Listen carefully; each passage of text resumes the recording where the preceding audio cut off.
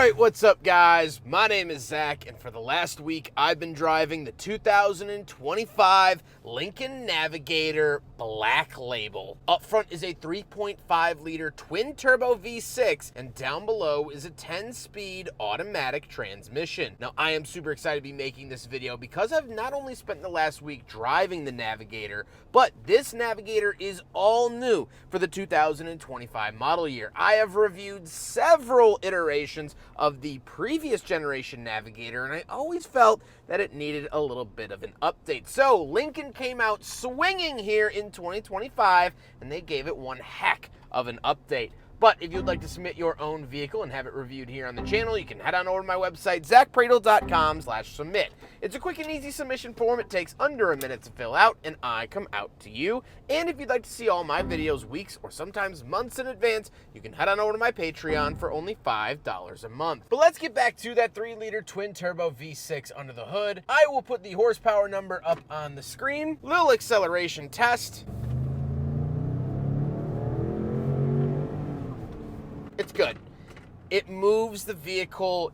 Yes, the V8 is gone. It's been gone for a while. You don't really need it. This twin turbo V6 is absolutely wonderful, and I've loved the experience of it. And every once in a while, I will hear a little bit of turbo flutter when I let off the gas. So that has definitely been very nice. And of course, that is shared with the Ford Expedition, as a lot of this is. Now, like I said, paired to it is a 10-speed automatic. Like the engine, I haven't really thought about it this whole time with the vehicle. It shifts quietly, it shifts confidently, and that's all I needed to do. Last but not least, the Navigator is four-wheel drive, and it mostly spends its time in automatic four-wheel drive. However, we do have a couple traction systems that we'll talk about later on. How does it feel to drive the Lincoln Navigator? Well, it is big. I mean, there's no two ways around it. This is a very large vehicle, but if you're looking for a Navigator, odds are you probably want something like that. And we really benefit with the cargo space in third row. But other than that, it has all the power that I would want it to have. It has a pretty smooth ride, and it's been very comfortable when I've been driving it. And I say that because this does have Ford's Blue Cruise system, which is hands-free cruise control. So with that stuff out of the way, let's talk about the interior, because we have a lot to talk about. Well, brand new for 2025, we have a pillar-to-pillar screen up at the very front. So the very left side of the screen, this is our gauge cluster. Calm, collected, very simple, very easy to read. And when you turn on your turn signal, you do have blind spot cameras that will come up in the gauge cluster. Then we have our Google integrated GPS. This is also where the backup camera will appear and the 360 camera. Then we have a clock, our climate for the day, as well as our trip odometer going across the entire screen.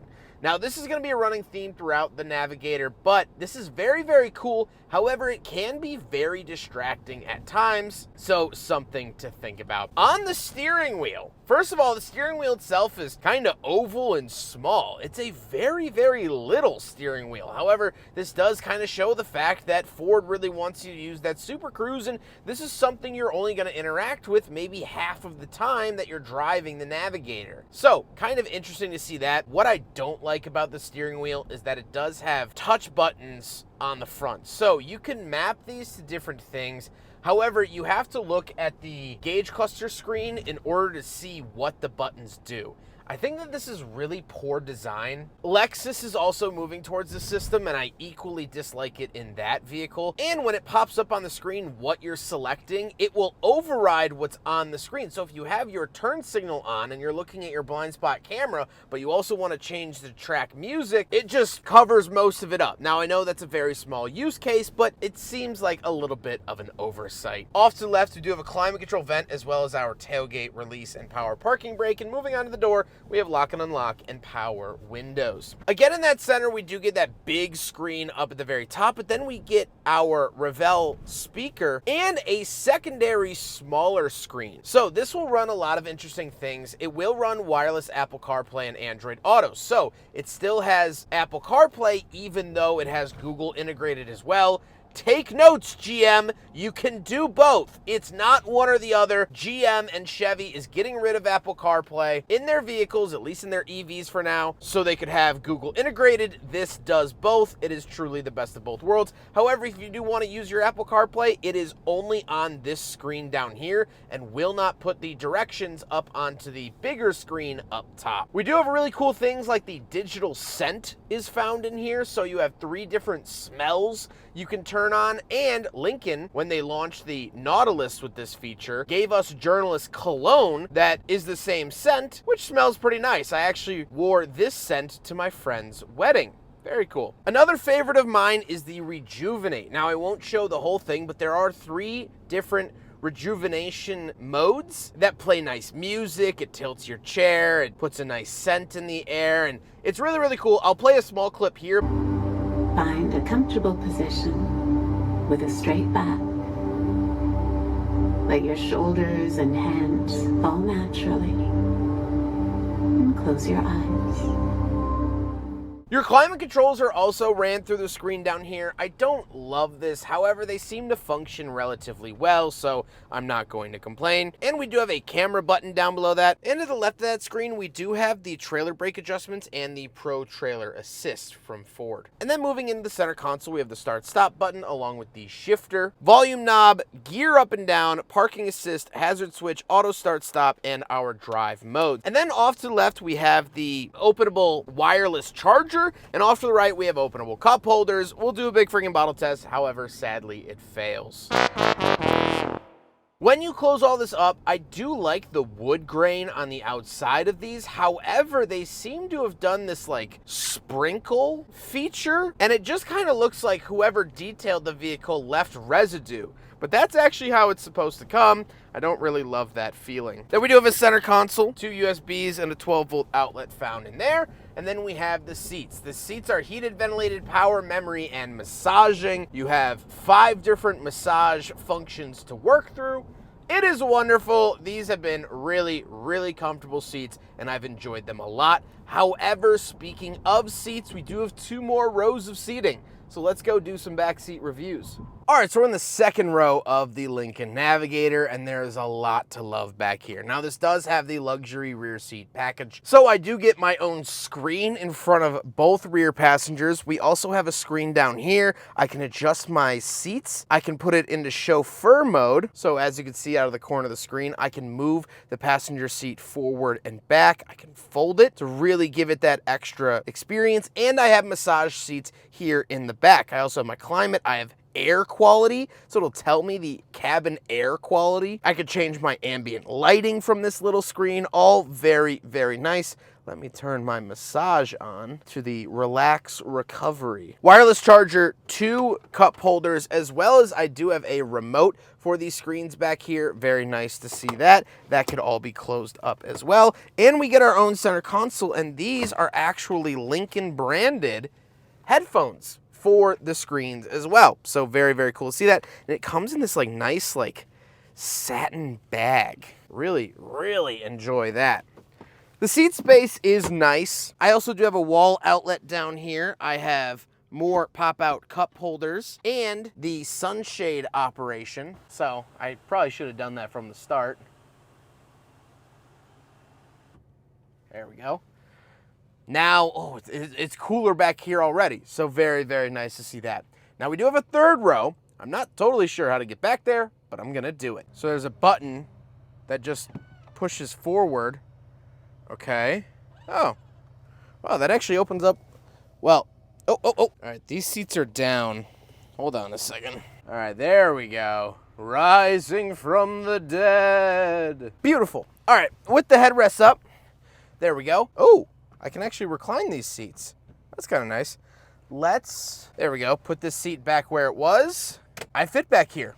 My knees are not hitting the seat in front of me. My head's not hitting the ceiling. I have my own LED lights up here, and the third row is heated. Now, it's not ventilated or massaging, but it is heated, so that is very nice to see. Overall, I'm 5'11", not a small guy. I fit back here, and that is a tremendous win for the Lincoln Navigator. For any 3-row SUV, if you could pass this test, that is A-okay.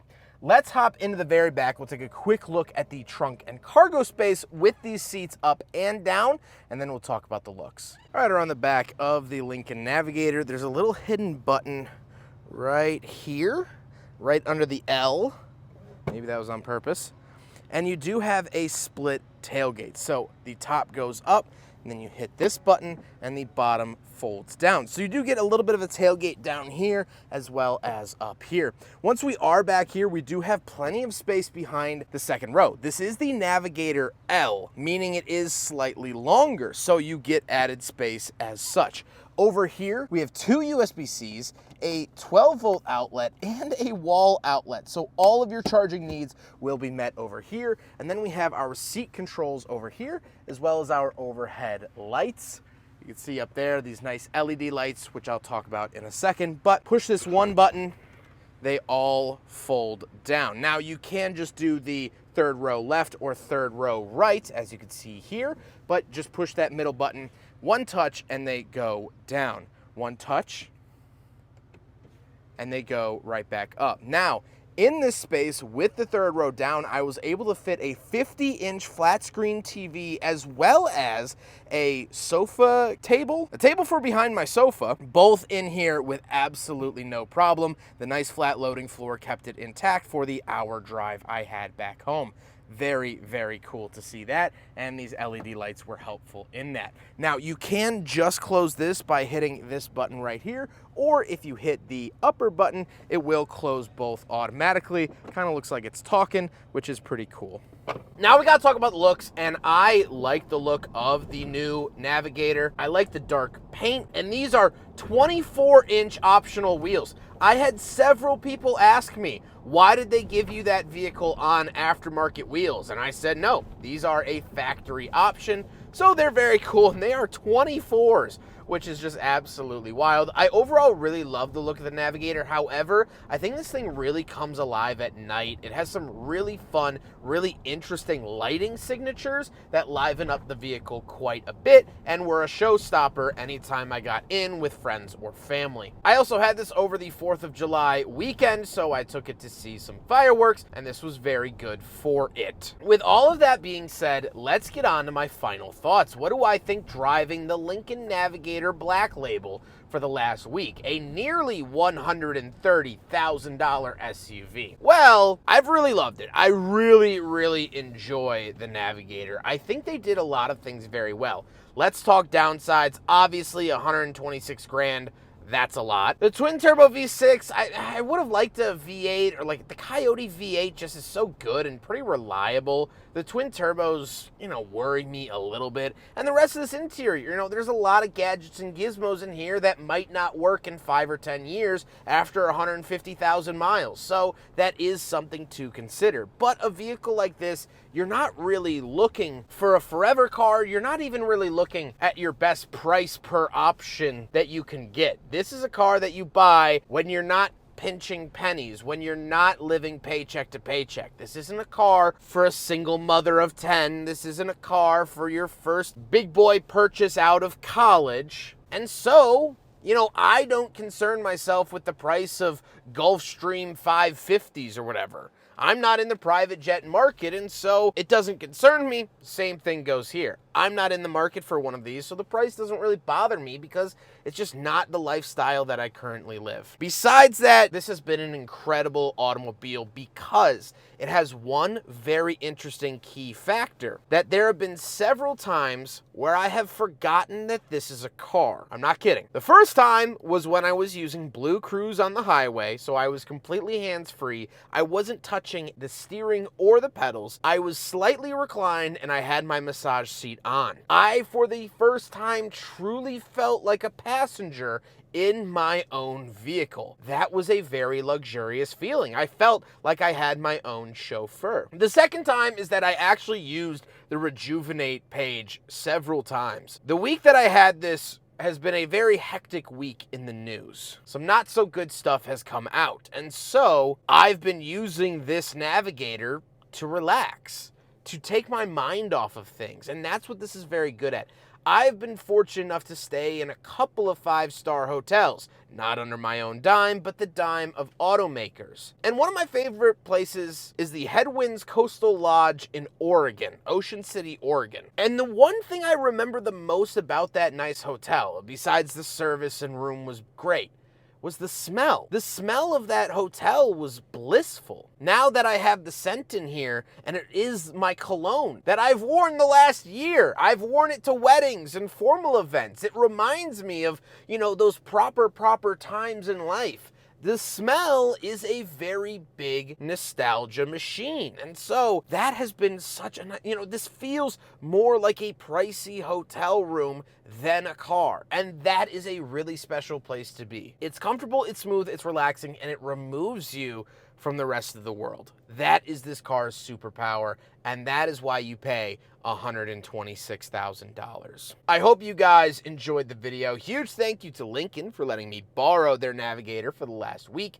Huge thank you to G. Schmitz for facilitating the cleaning and delivery of this vehicle, and of course, the Midwestern Automotive Media Association. But I hope you guys enjoyed the video. Don't forget to rate the video, comment on the video, and subscribe if you really liked it.